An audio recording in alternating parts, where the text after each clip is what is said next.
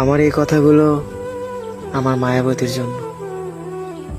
আচ্ছা, তুমি যে কথায় কথায় আমার কাছ থেকে মুক্তি চাও, তোমাকে মুক্তি দিলেই কি তুমি ভালো থাকবে? তুমি কি ভুলে গেছো তোমার সাথে কাটানো মুহূর্তগুলো একদিন না একদিন তোমার ঠিক মনে পড়বে, আর সেদিন আফসোস করে বলবা সেই মানুষটার সাথে আমার এমনটা করা ঠিক হয়নি।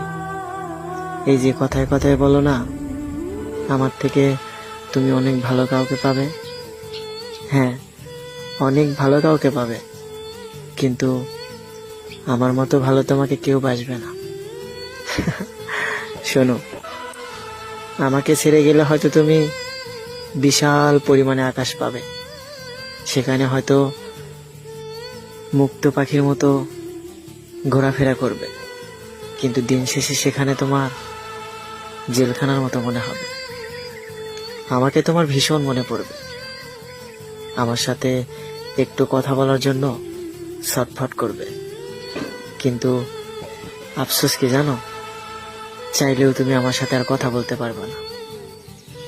প্রিয়, হয়তো এখন আমার সময় খারাপ, তুমি আমাকেও বুঝলে না, কিন্তু মনে রেখো খারাপ সময় সব সময় থাকে না, আধার কাটিয়ে কিন্তু অবশ্যই আলো আসে। তুমি আজকে আমাকে অবহেলা করে দূরে সরে গেলে আমি কখনোই আমার প্রতি আফসোস করি না, কারণ আফসোস তো করবে তুমি, কারণ তুমি এমন একজনকে হারাইছো যে তোমাকে অনেক ভালোবাসে। মায়াবতী, আমি হয়তো তোমার দেওয়া স্মৃতিগুলো নিয়ে দিন কাটাতে পারবো, কিন্তু তুমি আমাকে না পাওয়ার আফসোসে সারা দিন রাত কান্না করবে। আমাকে নিয়ে তোমার ভাবতে হবে না আমি কেমন থাকবো, কিভাবে দিন কাটাবো, তুমি তারই যত্ন নিও।